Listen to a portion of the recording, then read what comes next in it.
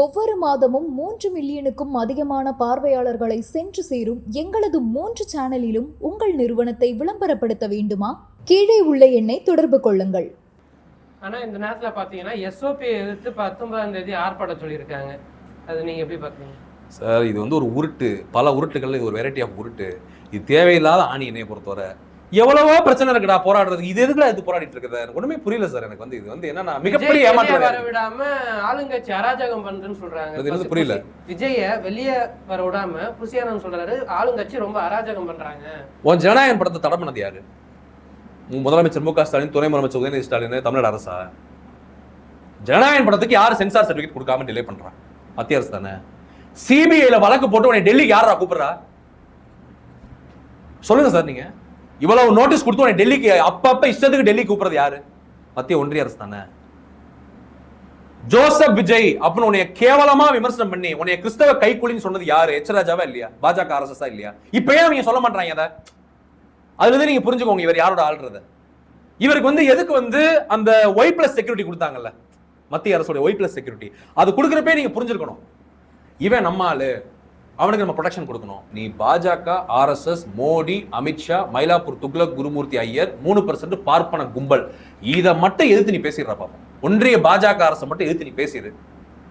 நான் வந்து வழக்கறிஞர் தொழில் விட்டு போயிடுறேன், நான் அரசியல் விட்டு போயிடுறேன், பொது வாழ்க்கை விட்டு போயிடுறேன், சமூக செயல்பாடுல நான் இருக்க மாட்டேன், எந்த நேரங்களும் உனக்கு நான் கொடுக்க மாட்டேன்டா, நான் இந்த நாட்டை விட்டே ஓடிறேன்டா, தமிழ்நாடு விட்டு இந்தியா விட்டு நான் கிளம்பிடுறேன், அமெரிக்கா எங்கேயா போய் செட்டில் ஆகிறேன்.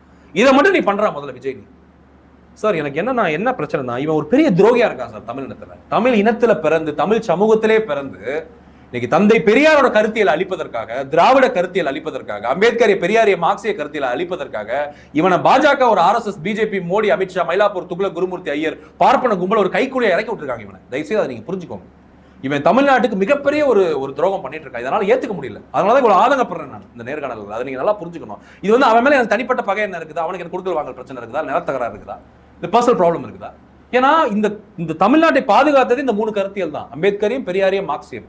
இந்த 3 கருத்தியலை நாசமாக்கக்கூடிய ஒரு வேலையை அவன் எவ்வளவு பெரிய வேலை பண்ணிட்டு இருக்கான் தெரியுமா சார்? ஆனா அதுதானே அவங்க கொள்கை தலைவரா அவங்கள தானே வச்சிருக்காங்க. இல்ல சார், அதுதான் நாடகம் நான் சொல்றேன். இந்த பார்ப்பன கும்பலுடைய சதிதான். சைமன் செபஸ்டியன், சீமான், நாம் தமிழர் கட்சி தம்பிங்க இருக்கானுங்கல்ல, அதை தக்குறீங்க. அது ஒரு பெரிய ஒரு திருட்டு கும்பல், அது சைக்கோ கும்பல்.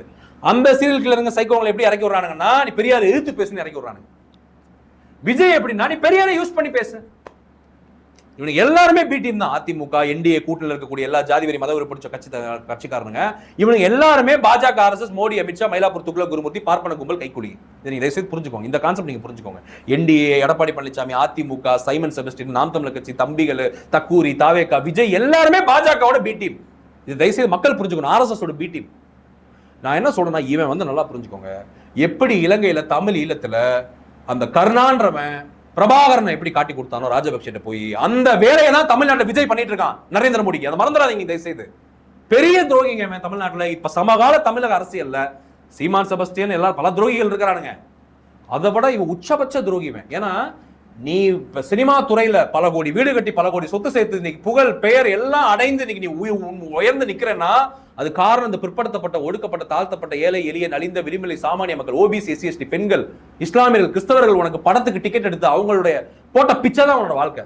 அவங்களை நீ துரோகம் பண்றது. நான் யோசிச்சு பாருங்க எவ்வளவு பெரிய துரோகம் பாருங்க சார். இப்போ நீங்கள் சொல்கிறபடி பார்த்தா விஜய் வந்து பிஜேபியோட பி டீமாக இருந்தா, அப்புறம் இப்போ ரீசெண்டாக வந்து பவன் கல்யாண் என்டிஏ கூட்டணிக்கு நீங்களும் வந்துருங்கன்னு விஜய்க்கு அழைப்பு விடுத்ததா ஒரு செய்தி வருது மேடம். அது எல்லாமே ஒரு நாடகம் மேடம். அது எல்லாமே ஒரு புரோக்கர் மாதிரி. அது ஒரு எபிசோட்ஸ் மாதிரி. அது ஒரு பெரிய ட்ராமா. அது அப்படி ப்ரொஜெக்ட் பண்ணுறது.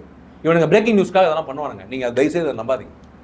அது வந்து மிகப்பெரிய போலியான ஒரு செய்தி. அது இவனுக்கு வந்து என்னன்னா, விஜயை வந்து பாஜக தனித்து ஏன் விட்டுருக்கு, தனித்து தான் நிற்க வைக்கும், என்டிஏல சேர்க்காது. ஏன்னா இஸ்லாமியர்கள், கிறிஸ்தவர்கள், பெண்கள், ஓபிசி, எஸ்சி, எஸ்டி, பிற்படுத்தப்பட்ட சமூகம், பட்டியல் சமூக ஓட்ட விஜய் உடைக்கணும், திமுக போற ஓட்ட உடைக்கணும்.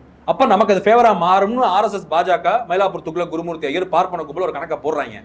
அந்த கணக்குலையும் தமிழ்நாட்டு மக்கள் மண்ணாதான் அள்ளி போட போறாங்க. இதான் நடக்க போகுது. அதை வந்து நான் என்ன சொல்றேன்னா, இந்த துரோகியை தமிழ்நாட்டு மக்கள் கண்டறிய வேண்டும், வீழ்த்த வேண்டும்ன்றது என்னுடைய கருத்து. இப்போ என்டிஏ கூட்டணியோட ஆட்சியை வந்து இங்கே அடுத்த தடவை அமைச்சணுங்கிறதுக்காக அடிக்கடி அமித்ஷாவா இருக்கட்டும், மோடியா இருக்கட்டும் தமிழ்நாட்டுக்கு வந்துட்டு போறாங்க. அதை எப்படி சார் பாக்குறீங்க? அது என்டிஏ கூட்டணி ஆட்சி கிடையாது. அது பிராமண ஆட்சி, பார்ப்பன கும்பல் ஆட்சி, 3% கும்பல் ஆட்சின்னு என்ன சொல்லலாம். புரியுதா உங்களுக்கு? இந்த சூத்திரங்க இருக்கானுங்களே என்டிஏ கூட்டணியில, அந்த சூத்திர பசங்க, ஓபிசி, எஸ்சி, எஸ்டி சூத்திரர்கள், பார்ப்பன அடிமைகள், பிராமண கொத்தடிமைங்க, இவனுங்கெல்லாம் போய் என்ன பண்றானுங்கன்னா அதுக்கு வந்து வேலை பார்க்கறாங்க. இது மிகப்பெரிய சதி நடக்குது தமிழ்நாட்டை அழிப்பதற்கு. இது என்னன்னா தந்தை பெரியார் அழிக்கணும், திராவிட கருத்தியல் அழிக்கணும், திமுக அழிக்கணும், தமிழர்கள் அழிக்கணும், தமிழ்நாட்டை அழிக்கணும், தமிழ் மொழி அழிக்கணும். அதுக்கு தான் அவங்க எல்லாம் சேர்றாங்க, இந்த கைக்கூலிங்க. ஏன்னா காலங்காலமாவே கைக்கூலிங்க இருக்கிறாங்க. நீங்க வரலாற்றிலே பாத்தீங்கன்னா எட்டப்ப இருப்பான், நம்ம தமிழ் சமூகத்தில் நிறைய கைக்கூலிங்க இருப்பானுங்க. அந்த மாதிரி சைமன் செபஸ்டியன் நாம் தமிழர் கட்சி தம்பிங்க அவனுங்க ஒரு கைக்கூலிங்க, விஜய் தாவேகா அனில் குஞ்சு தக்குரிங்க ஒரு கைக்கூலி, பாஜக RSS மோடி அமித்ஷா பார்ப்பன கும்பல் கைக்கூலி, இந்த நாக்பூர் கும்பல் கைக்கூலி, அப்படி வச்சுக்கோங்க. அதுக்கடுத்து வந்து நீங்க அப்படி இந்த என்டிஏ கூட்டணி எல்லாம் சூத்திரம் தான். ஓபிசியில் ஒரு சூத்திரங்க இருப்பானுங்க, 10 சூத்திரனுங்க, SC/STல ஒரு 10 சூத்திரனுங்க இருப்பானுங்க, எல்லாருமே சேர்ந்து இவனுக்கு பார்ப்பானுங்களுக்கு வேலை பார்க்குறாங்க. இதான் கூட்டணியோட அர்த்தமே அதுதான். புரியுதா உங்களுக்கு? ஆட்சி அதிகாரத்தை கைப்பற்ற முடியாது, அது நடக்க போறது கிடையாது. ஆட்சி அதிகாரத்தை கைப்பற்றிட்டா பாப்பானுங்களை சிஎம் ஆக்கிடுவாங்க, இதான் நடக்க போகுது. சொல்ல புரியுதா உங்களுக்கு? இவனுங்களை சிஎம் ஆக்க போறது இல்ல. பாஜக RSS 100 வருஷம் வேலை பார்க்கறானா, அது இவனுங்களை சூத்திரனை சிஎம் ஆக்க வேலை பார்க்கறானா, ஓபிசி சிஎம் ஆக்க வேலை பார்க்கறானா, இல்ல பெண்களை சிஎம் ஆக்க வேலை பார்க்கறானா? சொல்லுங்க நீங்க. இல்ல இஸ்லாமிய கிறிஸ்தவரை சிஎம் ஆக்க போறானா? அவன் பார்ப்பன கும்பல் நிர்மலா சீதாராமன் கொண்டு உட்காரச்சிருவானுங்க சிஎம் ஆஃப் தமிழ்நாடு. அது நடக்காது. தமிழ்நாடு வந்து நீங்க நல்லா புரிஞ்சுக்கோங்க, திராவிட கருத்தியல் தந்தை பெரியாரால் பண்படுத்தப்பட்ட சீர்படுத்தப்பட்ட மண் இது. அவ்வளவு ஈஸியெல்லாம் தமிழ்நாட்டு மக்கள் பிஜேபி RSSக்கு அதிமுகக்கு என்டிஏக்கு ஓட்டு போட மாட்டாங்க. ஜாதி வரி மதவரி அரசியலுக்கு இங்க இடமே கிடையாது. தமிழ்நாடு என்றுமே தந்தை பெரியாருடைய மண் தான். நீங்க நல்லா எழுதி வச்சுக்கோங்க, இவனுக்கு எவனுமே டெபாசிட் வாங்க மாட்டாங்க. என்டிஏல இருந்து தாவேகால இருந்து தாம் தமிழர் கட்சியில இருந்து எவனுக்கு டெபாசிட் கூட கிடைக்காது, ஒரு எம்எல்ஏ சீட் கூட கிடைக்காது, படுதோல்வி அடைவானுங்க. 200க்கும் மேற்பட்ட தொகுதி வந்து நான் உறுதியா சொல்றேன், திமுக கூட்டணி மதசார்பற்ற ஜனநாயக கூட்டணி மாபெரும் வெற்றி பெறும், அது எந்த மாற்றுக்கிறது கிடையாது. அதற்கு காரணம் வந்து தந்தை பெரியாருடைய திராவிட கருத்தியல், தந்தை பெரியாருடைய சமூக சீர்திருத்தம், அம்பேத்கரை பெரியாரிய மார்க்சிய கருத்தியலுடைய தாக்கம் தமிழ்நாட்டில் இருக்குது. அது என்றுமே அழியாது. அந்த 3 கருத்தியலும் அம்பேத்கரையும் பெரியாரையும் மார்க்சியம் என்றும் தமிழ்நாட்டை பாதுகாக்கும். அதனால இவனுங்களோட அந்த பாச்சால இங்க எடுபடாது. புரியுது? இவன் நினைச்சிட்டு இருக்கானுங்க மக்களை முட்டாள்னு. தமிழ்நாட்டு மக்கள் கோயிலுக்கு போவான், பூஜை பண்ணுவான், எல்லாம் பண்ணுவான், சர்ச்சுக்கு போவான், மசூதிக்கு போவான், நேரா வந்து தந்தை பெரியார் வாழ்க்கை ஓட்டு போட்டு போயிடுவான். புரியுது? இதுதான் தமிழ்நாட்டுடைய ஒரு அரசியல். இது அந்த ஒரு சோசியாலஜி, இது பொலிட்டிக்கல் சயின்ஸ் பெர்ஸ்பெக்டிவ். அப்ப அது இவங்களுக்கு புரிய மாட்டேங்குது. அது இவன் என்ன நினைச்சிட்டு இருக்கானுங்க, ஜாதி வரி மதவரியை வச்சு இந்த மாதிரி கைக்கூலிங்களை வச்சு நம்ம ஆட்சி அமைச்சலாம் நினைக்கிறானுங்க. பாஜக என்டிஏ மோடி அமித்ஷா, அது நடக்கவே நடக்காது. தமிழ்நாட்டுக்கு பாஜக RSS மோடி அமித்ஷா பார்ப்பன கும்பல் செஞ்ச சட்டங்களா இருக்கட்டும் எல்லாமே நாசம் தான். தமிழ்நாட்டுக்கு எதுவுமே செய்யல. கல்வி நிதி கொடுக்கல, ஜிஎஸ்டி ரெவென்யூ பாக்கி கொடுக்கல, நலத்திட்டங்கள் கொடுக்கல, எந்த ஃபண்டு ஒதுக்கீடு பண்ணல, மெட்ரோ கொடுக்கல. இப்படியே நான் லிஸ்ட் போட்டே இருப்பேன். நான் தமிழ்நாட்டுக்கு அவனுக்கு செஞ்ச எல்லாமே துரோகம் தான். எந்த திட்டமும் தமிழ்நாட்டுக்கு கொடுக்கல, எந்த நிதியும் தமிழ்நாட்டுக்கு கொடுக்கல, தமிழ்நாட்டுக்கு அவனுக்கு எந்த நல்லதுமே செய்யல. இதுதான் யதார்த்தம். அதான் தமிழ்நாட்டு மக்கள் நல்லா உணர்ந்து வச்சிருக்காங்க. ஏன்னா மோடி அமித்ஷா என்டிஏ பாஜக RSS எல்லாமே ஒரு நாடகம், அது போய் பிம்பம், அதை நம்ம நம்பக்கூடாது அப்படின்னு சொல்லி தமிழ்நாட்டு மக்களுக்கு நல்ல நாலேஜ் இருக்கு. அதனால அவங்க ஆதரிக்க மாட்டாங்க. அப்படி இருந்தாலும் பாஜகக்குன்னு ஒரு ஓட் பேங்க் இருக்குல்ல சார் தமிழ்நாட்டில்? நோட்டா கீழே தானே இருக்குது. ஒரு 3% கும்பல் இருக்காங்க. அந்த அக்ரஹாரத்தில் கொஞ்சம் பேர் இருக்காங்க. இந்த மயிலாப்பூர், நங்கநல்லூர், டி நகர், மாம்பழம், வெஸ்ட் மாம்பழம், அடுத்து அங்கங்க இருக்கிறானுங்க. மயிலாடுதுறை ஒரு குறிப்பிட்ட ஏரியாஸ்ல இருக்கானுங்க. 3% கும்பல் வேணா பாஜக RSS போடுவான். அதான் அந்த 3% நீங்க சொல்றீங்கன்னு நினைக்கிறேன். இல்ல இப்ப இருக்க எம்எல்ஏவோட இந்த வருஷம் வந்து பாத்தீங்கன்னா ஒரு 10 எம்எல்ஏக்கள் நாங்க வருவோம் அந்த மாதிரி அவங்க சொல்லிட்டு இருக்காங்க. சார் அவனுக்கு வந்து எப்படின்னா சார், யாகம் நடத்துவானுங்க, பூஜை பண்ணுவானுங்க, நாங்கள் 200 தொகுதியும் ஜெயிப்போம்வானுங்க. இதெல்லாம் நடக்க போகிறது கிடையாது. புரியுது உங்களுக்கு? அவனுக்கு ஏதாவது ஒன்று சொல்லிட்டு இருப்பானுங்க. அதான் சொல்றேன், பாஜக RSSல இருந்து ஏதாவது ஒரு வார்த்தை வருதுன்னா அந்த பார்ப்பன 3% கும்பல் ஏதாவது உழையிட்டு இருப்பானுங்க. புரியுது உங்களுக்கு? அது நடக்க போறதே கிடையாது. புரியுதா? இவனுக்கு ஏதாவது ஒன்று வந்து இவனுங்க கனவு உலகத்தில் உட்காந்து பேசிட்டு இருப்பானுங்க. தேவலோகம், இந்திரலோகம், வைகுண்டம், சொர்க்கத்துக்கு போய் நான் வந்து நைட் நான் பார்த்தேன், பெருமாள் சொன்னார், சிவன் சொன்னார்னுவான். இதெல்லாம் நடக்க போகிறது கிடையாது. புரியுது உங்களுக்கு? தந்தை பெரியாருடைய மண் என்பது இவர்களை அடித்து ஓட ஓட வரட்டும், இவர்களை நாசப்படுத்தி துவம்சம் பண்ணோம், இவர்களை விடவே விடாது அதிகாரத்துக்கு. புரியுதா உங்களுக்கு? தந்தை பெரியார் இன்றும் ஆள்கிறார். அதனால் பாஜக RSS கணக்கெல்லாம் இங்கே ஈடுபடாது. அதை நீங்கள் தயவுசெய்து புரிஞ்சுக்கோங்க. தமிழ்நாட்டு மக்கள் வந்து இன்னமும் ஜாதி மதம் மூட நம்பிக்கை பிற்போக்காக தான் இருக்கான், இன்னும் காட்டு மிராண்டியாக தான் இருக்கான், சென்னையை தவிர்த்து எல்லா பகுதியுமே. ஆனாலும் அவன் அந்த திராவிட கருத்தியலோடு அவன் வந்து அந்த உறவை வந்து அவன் வந்து வச்சிருக்கிறான், பாண்டிங். அவன் இன்டைரக்டா அவன் அறியாமே அவனுக்கு வந்து தந்தை பெரியார், திராவிட கருத்தியல், திமுக, கருப்பு சிவப்பு நீளம் அப்படின்றதுக்குள்ள அவன் இருக்கிறான். தமிழ்நாட்டு மக்கள் ஓப்பனாக நான் ஒத்துக்கிறேன் அதை நான். அதனால வந்து மக்கள் அப்படிலாம் பாஜக RSSல அப்படிலாம் ஓட்டு போட மாட்டாங்க. இஸ்லாமிய கிறிஸ்தவர் போட மாட்டாங்க. நான் கிளியரா சொல்றேன் கேளுங்க. இஸ்லாமியர்கள், கிறிஸ்தவர்கள் இது ஒரு குறிப்பிட்ட ஓட் பேங்க். பட்டியல் சமூகம் majority vote bank, OBC majority vote bank. ஓபிசியில் சங்கி சூத்திரன் இருப்பான், SC/STலையும் கொஞ்சம் சூத்திரன் இருப்பான், பிராமண கொத்தடிமை இருப்பானுங்க, எல்லாத்துலையும் கிறிஸ்டின் முஸ்லீமே இருக்கானுங்க. அதெல்லாம் நீங்க கழிச்சா கூட பாத்தீங்கன்னா, நான் அதான் ஓப்பனா சொல்றேன்ல, 75 to 80% ஓட்ட கன்ஃபார்மா டிஎம்கே வந்து மதசார்பற்ற ஜனநாயக கூட்டணி, திமுக கூட்டணி கைப்பற்றுறோம். இந்த 20%க்குள்ளே இவனுங்க கொஞ்சம் கொஞ்சம் அங்கங்க ஒரு 5%, 6% இவனுங்க வாங்குவானுங்க. யாரு? நாம் தமிழர் கட்சியும், இந்த தாவேகாவும், இந்த ஏடிஎம்கேவும், இந்த பிஜேபி RSS கூட்டணி வாங்குவானுங்க. 3% கும்பல் நீங்க சொல்லவே தேவையில்லை, அவனுக்கு பாஜக RSS தான் ஓட்டு போடுவானுங்க. புரியுதா உங்களுக்கு? அதனால இவ்வளவுதான், இதுதான் டேலி. 75-80% எக்ஸ்பெக்ட் பண்றேன் டிஎம்கேக்கு. இல்லை சார், இப்போ நீங்கள் சொல்கிற மாதிரி தமிழ்நாட்டு மக்கள் வந்து பிஜேபி அரசியலை பாசிச அரசியலை வந்து ஏற்றுக்காதுன்னா கூட, ஆனால் திமுக அரசு கொடுத்த நிறைய வாக்குறுதிகள் நிறைவேற்றாமல் இருக்கிறது, அங்கங்கே ரவுடிசம் நடக்கிறது, போதைப் பொருள் வந்து பழக்கத்தில் இருக்கிறது, கொலைகள் நடக்கிறதுல மக்கள் நிறையா அதிருப்தியில் இருக்காங்க. அப்படி கோவத்தில் இருக்கிற மக்கள் வந்து கொஞ்சம் பேர் நாம் தமிழருக்கோ, இல்லை கொஞ்சம் பேர் நோட்டாவுக்கோ, இல்லை கொஞ்சம் பேர் வந்து புதுசாக தான் வராரு என்ன பண்ணுறாருன்னா பார்ப்போமேன்னு டிவிக்கேவுக்கோ அப்படி பிரியறதுக்கான வாய்ப்புகள் நிறைய இருக்குமா? இல்லை மேடம், அப்படி இல்லை. எப்படி சொல்கிறதுன்னா, நான் சொல்கிறேன் சில தவறுகள் அங்கங்கே நடக்குது. அதனால நான் வந்து ஃபேராக தான் நான் ரிவ்யூ பண்ணுவேன். புரியுதா உங்களுக்கு? போதை பழக்கம் இருக்கா? ஆமாம் இருக்குது. ரவுடிசம் இருக்கா? இருக்குது. கொலைகள் நடக்குது, அராஜகம் நடக்குது, பெண்களுக்கு எதிரான வன்முறை நடக்குது. இது எல்லா மாநிலங்களுமே நடக்குதுன்னு நம்ம ஒத்துக்கணும். மற்ற மாநிலங்களை வட மாநிலங்களை கம்பேர் பண்ணுறப்ப தமிழ்நாடு எவ்வளோ பெட்டர்ன்றதையும் நம்ம ஒத்துக்கணும். ஆனால் தமிழ்நாடு அரசு உடனே நடவடிக்கை எடுக்கிறாங்க, தண்டிக்கிறாங்க, உடனே வந்து நீதிமன்றத்தில் வந்து ஃபாஸ்ட் ட்ராக் கோர்ட்டில் ஹியரிங் நடக்குது, உடனே தண்டனை வழங்கப்படுது, உடனே நீதி பரிபாலனை பண்ணப்படுது. அதை நீங்கள் மறுக்கக்கூடாது. ஏன்னா ஆனால் வந்து நான் இன்னமும் சொல்கிறேன், தமிழ்நாடு அரசு நமக்கு கோரிக்கை என்னன்னா, போதைப் பொருள், பெண்களுக்கு எதிரான வன்முறைகள், இந்த ரவுடிசத்தை நீங்கள் இரும்பு கரம் கொண்டு அடக்க வேண்டும் அப்படின்றது என்னுடைய கோரிக்கையாக நான் அந்த காலனி மூலியமாக நான் வைக்கிறேன். ஆனால் நான் என்ன சொல்றேன்னா, இது வந்து தமிழ்நாட்டில் எவ்வளவோ மேம்பட்டுருக்கு. புரியுதா உங்களுக்கு? நடக்குது இல்லைன்னு நான் சொல்லல, அங்கங்கே நடக்கதான் செய்யும். ஒரு சமூகம் இருந்தா நம்மளாம் சோஷியல் அனிமல், மனிதன் என்பவன். அங்கங்கே குற்றங்கள், சில தவறுகள், குறைகள் நடக்கதான் செய்யும். அதை நம்ம கடந்து தான் நம்ம இந்த நாட்டில் வாழ முடியும். ஸோ அதெல்லாம் வந்து நான் என்ன சொல்றேன்னா, நீங்க எப்படி இதை கம்பேர் பண்ணணும்னா, இந்தியாவில் மற்ற மாநிலங்களை கம்பேர் பண்றப்ப தமிழ்நாடு எவ்வளோ பெட்டர் நீங்க புரிஞ்சுக்கோங்க. உத்தரப்பிரதேஷ், மத்திய பிரதேஷ், பஞ்சாப் இந்த மாதிரி மாநிலங்களை கம்பேர் பண்ணும்போது தமிழ்நாடு எவ்வளோ பெட்டர். அப்படிதான் நம்ம பார்க்கணும். மகாராஷ்டிரா, மத்திய பிரதேஷ் கம்பேர் பண்ணும்போது அதாவது தமிழ்நாடு அமைதி பூங்காவாக தான் இருக்கு. இன்னமும் தமிழ்நாடு இந்த அளவுக்கு ப்ராகிரஸ் ஆகுதுன்னா அது காரணம் தந்தை பெரியாருடைய திராவிட கருத்தியல், தந்தை பெரியாருடைய சமூக சீர்திருத்தம் தான். அவர் இல்லைன்னா தமிழ்நாடு கிடையாது, இந்த அளவுக்கு தமிழ்நாடு வந்திருக்காது. அப்ப நீங்க அங்கங்க சில குறைகள் நிறைகள் இருக்குது, அதை அரசு கவனத்தில் எடுத்துக்கொள்ளணும். அதுக்கு அரசு நடவடிக்கை எடுக்கணும். அதான் என்னுடைய கருத்து இந்த விஷயத்துல. அது இது வந்து கண்டிப்பா ஓட்டுல பாதிக்காது, எலெக்ஷன்ல பாதிக்க. நான் இப்பயே சொல்லிட்டேன் ரிசல்ட். நான் வந்து போன மாதம் வர 184 to 190 அடிக்கும் நினைச்சேன் நான், திமுக மதசார்பற்ற ஜனநாயக கூட்டணியும். இப்ப போறதை பார்க்கும்போது நான் என்ன உணர்றேன்னா, 200 தொகுதிகள் கன்ஃபார்ம். டிஎம்கே, திமுக, இந்தியா கூட்டணி, மதசார்பற்ற ஜனநாயக கூட்டணிக்கு, திமுக அலையன்ஸ்க்கு 200 தொகுதி கன்ஃபார்ம்.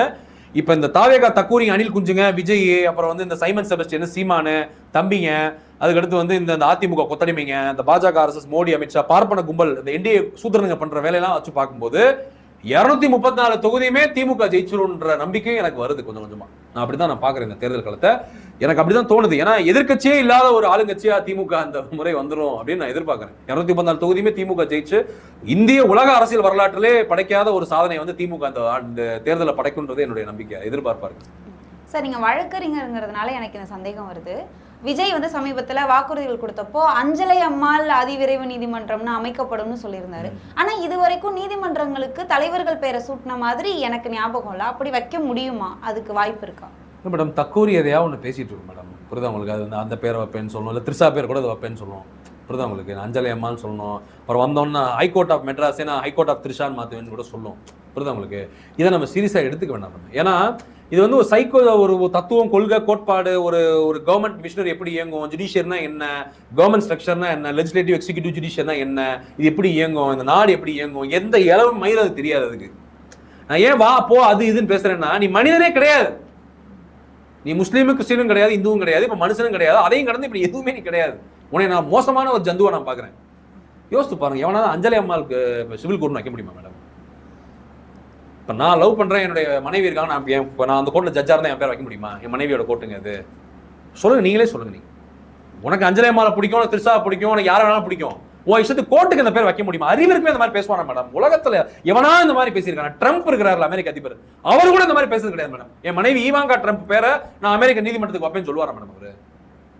சொல்லுங்க மேடம். ஜுடிஷியரி இப்போ கண்ட்ரோல் பண்றாரு ட்ரம்ப், அவரு கூட இந்த மாதிரி வார்த்தையை பதிவு பண்ண மாட்டார் அமெரிக்க அதிபர். நீ லூசாடா நீ? நான் கேட்கறேன், எப்படி அஞ்சலி அம்மாள் பேர் கோர்ட்டுக்கு வைக்க விடுவாங்க? நீங்க யோசித்து பாருங்களேன். இதெல்லாம் ரொம்ப ராங்கான எக்ஸாம்பிள் மேடம் இது. அப்ப இவனுக்கு இஷ்டத்துக்கு பேரை மாத்துவானுங்களா? சட்டசபைக்கு இவன் திரிஷா பேரை வைப்பான், இப்படியே வரிசையா ஒரு நடிகை பேரும் வைப்பான். யோசிச்சு பாருங்க. நீங்க இப்ப திமுக அரசு, அதிமுக அரசு இருந்ததுல எம்ஜிஆர், ஜெயலலிதா, கருணாநிதி, அண்ணா, பெரியார் இவங்க பேரை என்னைக்காவது கோர்ட்டுக்கு வச்சிருக்காங்களா? இதுல இருந்து நீங்க புரிஞ்சுக்கோங்க, இது எவ்வளவு பெரிய தக்கூரி நீங்க புரிஞ்சுக்கோங்க. இதுக்கு மேல சொல்றது எனக்கு வார்த்தைகள் இல்லை. கரூர் துயர சம்பவத்தை பார்த்தீங்கன்னா செந்தில் பாலாஜிக்கு சிபிஐ சம்மன் கொடுத்துருக்காங்க. அது நீங்க எப்படி சார் பாக்குறீங்க? செந்தில் பாலாஜிக்கு அவங்க சம்மன் கொடுத்துருக்காங்கன்னா அதை வந்து அவர் விலக்கு வாங்கியிருக்காருன்னு நினைக்கிறேன். அவர் அதை அப்பியர் ஆவார். அது வந்து அவர் என்ன பெர்ஸ்பெக்டிவ்ல கூப்பிட்டுருக்காங்கன்னு எனக்கு தெரியல. எனக்கு அது அவருக்கு இதுக்கு என்ன சம்பந்தம் இருக்குது? அதான் இவனுக்கு தக்கூரிங்க ஏதாவது சொன்னானுங்கல்ல, செந்தில் பாலாஜி தான் அந்த 41 பேரையும் கொலை பண்ணாரு, மர்டர் பண்ணாரு, அவர் தான் அந்த ஸ்டாம்பீடுக்கே காரணம். உன் தலைவன் தான் அந்த கொலை பண்ணா, உன் தலைவனால தான் அந்த ஸ்டாம்பீடே நடந்தது, கரூர்ல அந்த இன்சிடென்ட் நடந்ததுன்றது அறிவு இந்த தக்குரிகள் கிடையாது. இவனுக்கு கிளப்பி விட்டுருப்பானுங்க. அதனால அவங்க சமன் வச்சு ஏதோ கூப்பிடுறாங்க. ஏன்னா ஏதோ சொல்றல, இவனுங்களுக்கு திமுக ஒழிக்கணும், திராவிட கருத்தியல் ஒழிக்கணும், தந்தை பெரியாரை ஒழிக்கணும். அப்ப திமுக ஒரு முன்னாள் அமைச்சர், அவர் அமைச்சர்ல இருந்து இது பண்ணிட்டானுங்க. இப்ப எம்எல்ஏவும் இருக்கிறாரு, அதை எப்படியாவது எங்கிட்ட லாக் பண்ணி நெருக்கடி கொடுக்கணுன்றதுதான், வேற ஒன்றும் கிடையாது. புரியுது உங்களுக்கு? நமக்கு என்னன்னா, நீ களத்துல நீ வந்து கருத்தியலா மோதுனா அது வேற.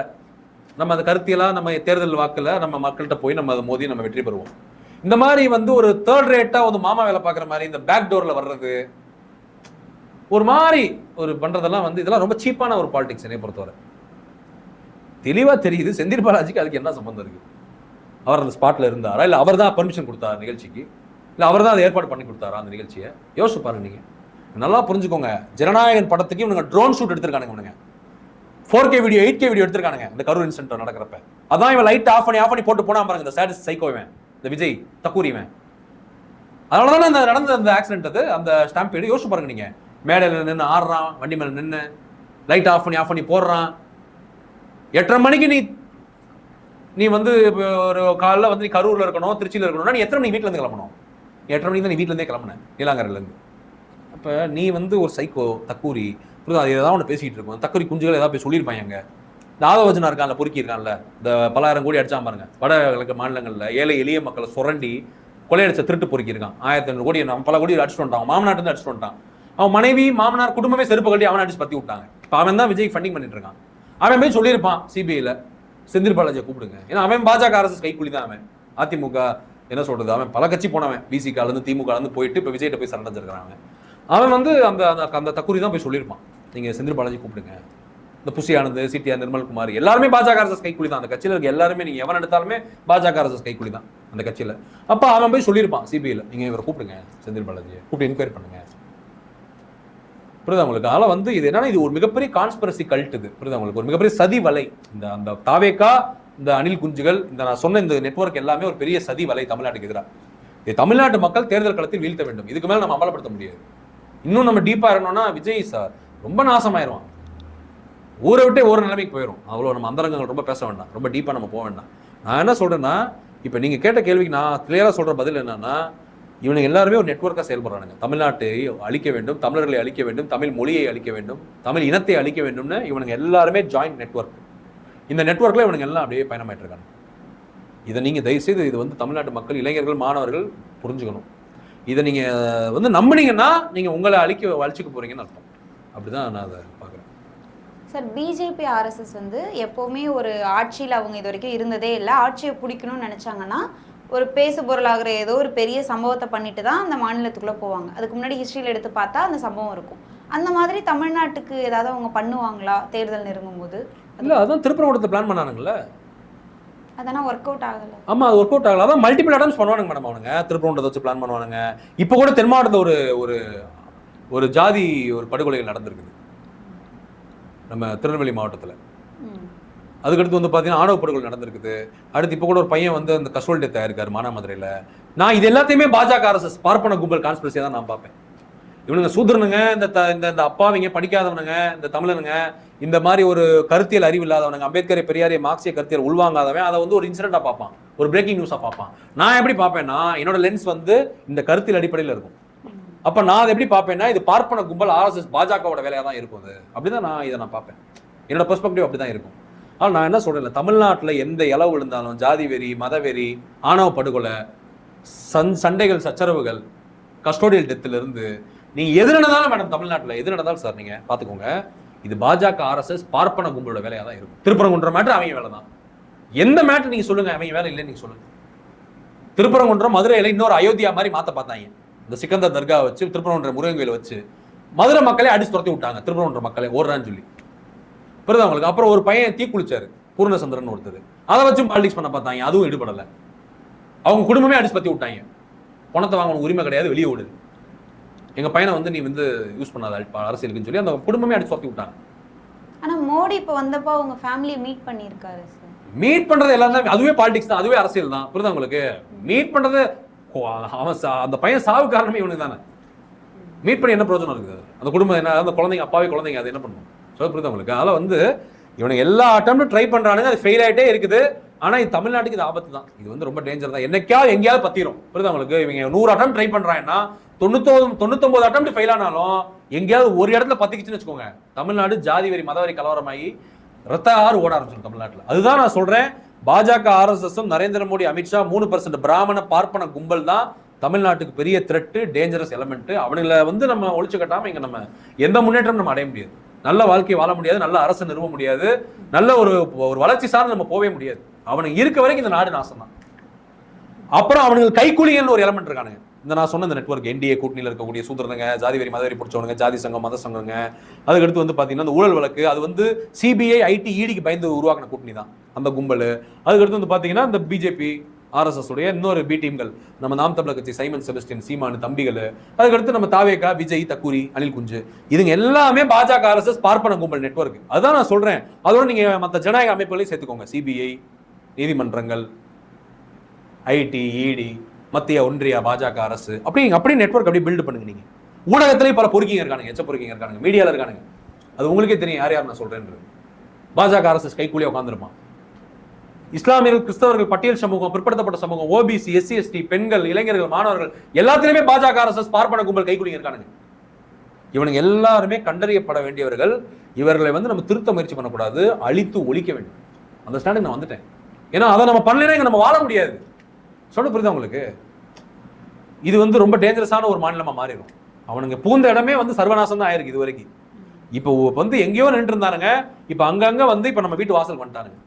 இப்போ நம்மகிட்ட கேட்கறானுங்க, பாஜக ஆர்எஸ்எஸ் பார்ப்பன கும்பல் ஒரு கேள்வி கேட்கறானுங்க, உயிரோட இருக்க போறியா இல்லை சாக போறியா அப்படின்னு. இப்போ நீங்க தான் முடிவு பண்ணணும், உயிரோட இருக்க போறீங்களா சாக போறீங்களா. இப்போ அவ்வளோ டேஞ்சரஸான சுச்சுவேஷன்ல தமிழ்நாடு இருக்குது. அது இந்த தமிழ்நாட்டு மக்களும், இளைஞர்களும், மாணவர்களும், பெண்களும், சிறுபான்மையினரும், தமிழ்நாட்டை சேர்ந்த பிற்படுத்தப்பட்ட பட்டியல் சமூக மக்கள் வந்து தயவுசெய்து புரிஞ்சுக்கோங்க. ஒடுக்கப்பட்ட மக்கள், உங்களுக்கு மிகப்பெரிய ஆபத்து உங்க வீட்டு வாசல் நிற்குது. பாஜக ஆர்எஸ்எஸ் அவனுங்க கைக்கூலிகள், பி டீம்கள் இருக்கிறானுங்க, என்டிஏ கூட்டணி எல்லாமே பாஜக ஆர்எஸ்எஸ் பார்ப்பன கும்பல் கைக்கூலி, பிராமண கும்பல் கைக்கூலி. இவனுங்க எல்லாருமே உங்களுக்கு பெரிய டேஞ்சரஸ் ஆபத்து. இவனுங்களை நீங்க ஒழிக்கவில்லை, அழிக்கவில்லைன்னா நீங்க வாழவே முடியாதுன்னு நான் இப்பயே நான் உறுதியா நான் சொல்லுவேன். இவனுக்கு நீங்க வளர விட்டீங்கன்னு வச்சுக்கோங்க, அடுத்து நீங்க கட்டுப்படுத்த முடியாது. நீங்க அவ்வளவுதான் உங்க வாழ்க்கை இழந்துருவீங்க நீங்க. புரியுது உங்களுக்கு? அதனால வந்து இன்னும் நல்லா புரிஞ்சுக்கோங்க. இவனுக்கு எய்ம் என்னன்னா, தமிழ்நாடோட மொத்த பட்ஜெட் வந்து 4.5 லட்சம் கோடி. இந்த தமிழ்நாடு ஸ்டேட்டை அப்படியே ஆட்டையை போட்டு இங்க எல்லா வளங்கள் இருக்கு, நீர் வளம், நில வளம், மலை வளம், நில வளம், எல்லா வளங்கள் இருக்குது. இந்த ஸ்டேட்டை அப்படியே ஆட்டையை போட்டு கொண்டு போய் அதானி அம்பானிக்கு விற்கணும். வித்து அதில் ஒரு கமிஷன் பார்க்கணும். நீ 4.5 லட்சம் கோடி வருஷத்துக்கு பட்ஜெட்னா கமிஷனே ஒரு 1.5 லட்சம் கோடி வைங்க, வருஷத்துக்கு 1.5 லட்சம் கோடி லாபம் உங்களுக்கு. சொல்ல புரியுதா உங்களுக்கு? அப்ப அவனுங்க எய்ம் அதுதான். பாஜக அரசு எய்ம் தமிழ்நாட்டை வளர்க்கறது கிடையாது. தமிழ் மொழி, தமிழர்கள், தமிழ் இனத்தை அழிச்சு, தமிழ்நாட்டை நாசமாக்கி, தமிழர்களை அடிச்சு ஓட ஓட விரட்டி, தமிழ் மொழியை அழிச்சு, தமிழ் இனத்தை அழிச்சு, தமிழ் நாட்டை அழிச்சு, வளங்களை அழிச்சு, தமிழர்களை நாசமாக்கி, இங்கே சொந்த மண்ணிலே அகதியா மாத்தி. லட்சத்தீப்ல என்ன நடந்தது தெரியும் உங்களுக்கு? அங்க இருக்க இஸ்லாமியர்கள் என்ன பண்ணாங்க? போய் இவனுங்க உள்ள பூந்துட்டு இங்க இருக்க முஸ்லீம் கிறிஸ்டின்களை படுகொலை பண்ணி இவனுங்க இந்த கொண்டு போய் கார்பரேட்டை வித்து கமிஷன் பார்க்கணும். இந்த குஜராத், மார்வாடி, சேட்டு, பனியா, பார்ப்பன கும்பல். அப்புறம் ஒரு பார்ப்பனரை கொண்டு வந்து அதிகாரத்தை உட்கார வச்சு வர்ணாசிரமத்தை அமல்படுத்தி மீண்டும் பிராமண, வைசிய, சத்திய, சூத்ரன் பிரிச்சு இந்த தமிழ்நாட்டு மக்களை நாசக்காடாக்கி பழைய சனாதன அந்த இந்தியாவை உருவாக்க பார்க்கறாங்க. ஜனநாயக இதை அழிச்சிட்டு. அதுதான் அவனோட எய்ம். அதுக்கு தமிழ்நாட்டு மக்கள் அனுமதிக்க போறாங்களா இல்ல காப்பாத்திக்க போறாங்களான்றதான் இந்த 2026 தமிழ்நாடு சட்டமன்ற தேர்தல். அப்படிதான் நான் பாக்குறேன். இந்த தமிழ்நாடு சட்டமன்ற தேர்தல் 2026 தந்தை பெரியாருடைய திராவிட கருத்தியல், அம்பேத்கரையும் பெரியாரையும் மார்க்சியம் வந்து வெற்றி பெறணும். அப்படி வெற்றி பெற்றால் அது திமுக வெற்றியா தான் இருக்கும். அதுதான் தமிழ்நாட்டு மக்களுக்கு, தமிழ் மொழிக்கு, தமிழ்நாட்டுக்கு பாதுகாப்பு. நீங்க பார்ப்பன கும்பல், சனாதன சங் பரிவார் கும்பல், ஜாதி வரி மதவரி கும்பல், ஆர்எஸ்எஸ், பிஜேபி ஜெயிக்க வச்சிட்டீங்கன்னா, என்டிஏ கூட்டணி ஜெயிக்க வச்சிட்டீங்கன்னா, அதிமுக ஜெயிக்க வச்சிட்டீங்கன்னா, நாம் தமிழர் கட்சி தம்பிகளா இருக்கட்டும், சீமானா இருக்கட்டும், விஜய், தாவேகா, தக்கூரி, அனில் குஞ்சு ஜெயிக்க வச்சிட்டீங்கன்னா, அது பாஜக ஆர்எஸ்எஸ் பிராமண கும்பல் ஆட்சியா தான் இருக்கும். உங்களை சர்வநாசமாக்குன்றத மிக தெளிவா ஆணித்தரமா நாங்க பதிவு பண்றோம். இந்த நேரத்தையும் காலத்தையும் நன்றி.